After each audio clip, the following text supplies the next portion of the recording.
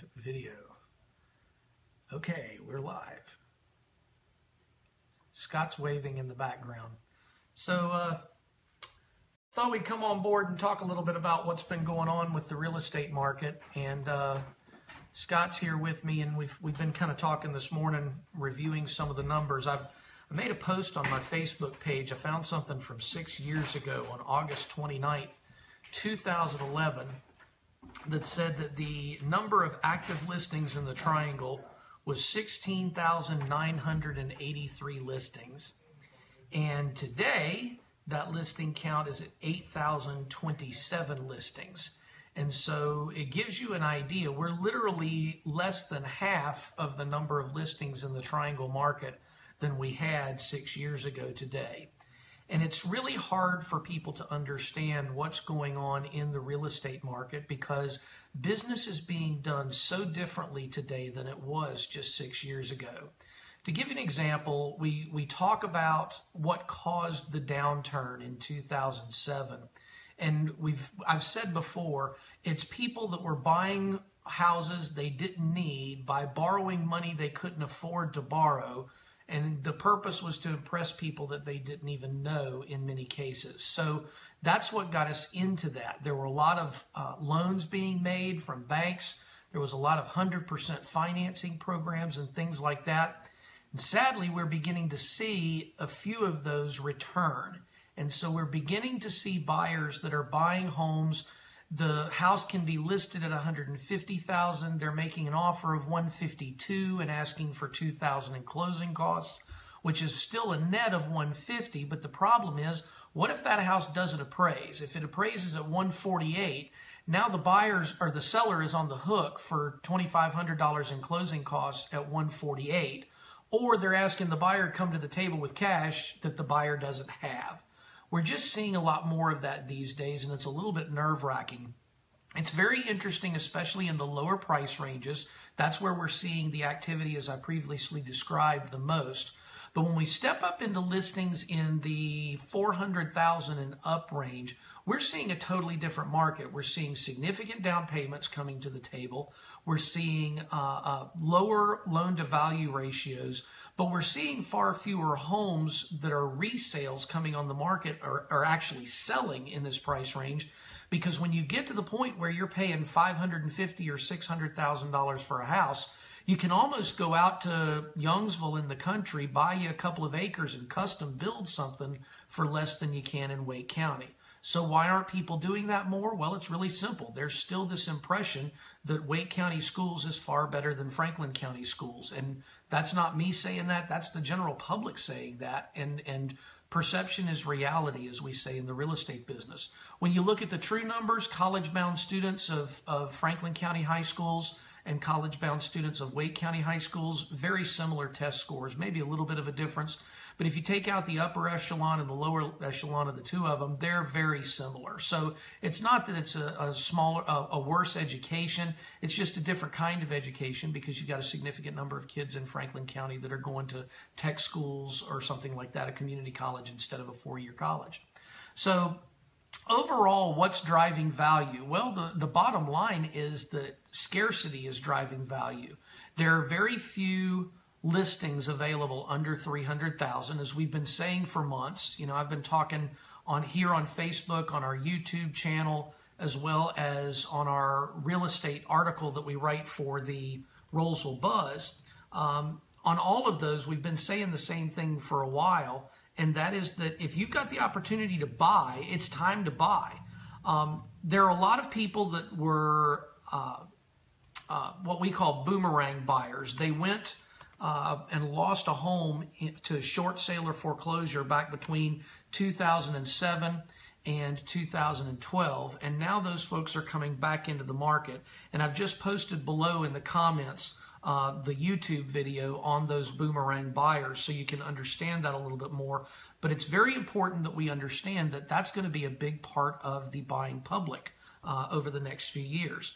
The second video that I'm getting ready to post here, if I can get my computer to play along, is based on the total housing appreciation that we're expecting over the next couple of years by 2021. Again, both of these videos very short, less than 3 minutes on both of them, but take some time to watch them because they hold very informative information.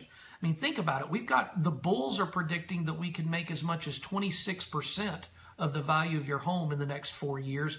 And even the bears are saying we're going to make well over 6%. So that's 1.5 to 2% appreciation annually, depending on what you're looking at. The average of all of those is 17%, which means if your home appreciates 17% over the next 4 years, that's an incredible increase. You're talking about $51,000 on a $300,000 house. So that's a huge increase of property value. So get into something. If you are a buyer and you are on the fence, or you know a buyer that's on the fence, it is time to buy. You are losing money by paying rent. I was talking to a potential buyer earlier this morning. They're paying $1,400 a month in rent. That is my mortgage payment for a $240,000 house right now. So you could be building that equity at 17% a year. Or 17% over the next 4 years. There's no way you're saving that right now. So it's time to get off the fence and get into the game. So that's what's going on with real estate right now. Let's see. Renee has asked, is there a certain area for the percentage increase? These are actually, Renee, national numbers that we're talking about. If you look at the national numbers, we're seeing appreciation somewhere in the ballpark of between 5 and 8%, depending on where you are in the country. Here in the Triangle area, when you look at median sale price from January of 17 to July of 17, we saw a 7.1% increase in median home values. So that's giving us a huge indication that there's significant growth there when you look at those numbers. So locally, we're seeing that across the board. There are pockets of neighborhoods that are beginning to flatline and plateau and that are no longer going up in value. Most of that is because many of those neighbors and those homeowners in those neighborhoods are not taking care of their home. They are literally deferring maintenance. So let's see. Thank you, Mr. Barrington. Hope you're doing well, buddy. Glad that you're able to spend some time. You're not supposed to. Hopefully, you're not on a conference call listening to me when you should be listening to the calls. So, but anyway, with the real estate market, folks, it's still very strong. We expect it to remain strong through the fall. And don't forget, by the way, a lot of real estate agents are going to take time off between the middle of November and the end of the year. If you need me, I'm here. I'm going to be working through Thanksgiving. I'm going to be working through Christmas. Scott back here is more than happy to help you out with land. So our team is really beginning to grasp the concept of the team idea. We're working together to bring you the best service possible. So if you're thinking about selling anytime in the next year, or even if you're just waiting for the new year, go ahead and talk to us now. We can give you some information on how to prepare your home for sale so that you're not spending $1 unless you're going to make $5 off of it. There are a lot of people that are saying, well, we want to wait for a month to put it on the market so we can get some of the things done that we need to do. Folks, deferred maintenance. Fix the deferred maintenance and leave it alone and let us come look at it before you start spending a ton of money. There is no sense in remodeling your home in order to put it on the market. So lots of meandering thoughts today. I've got a coaching call coming up at 1:30, so I can't stay on here too long, but certainly love coming to see everybody on Facebook. Thanks for everybody that watches. And don't forget to check out our YouTube channel. The links to a couple of the videos are in here, and you can follow the channel there. You'll see the 7 mistakes that sellers make, 10 mistakes that buyers make with their purchase process. There's a lot of videos on there that are all only a couple of minutes long, so it won't take you a lot of time. So thanks for following us. Don't forget, if you're on Twitter, at DJ Brian Pate, you can get the daily statistics and lots of great information. And of course, don't forget to like us on our Facebook page at B Pate Realty after the Facebook.com. So Facebook.com/B Pate Realty.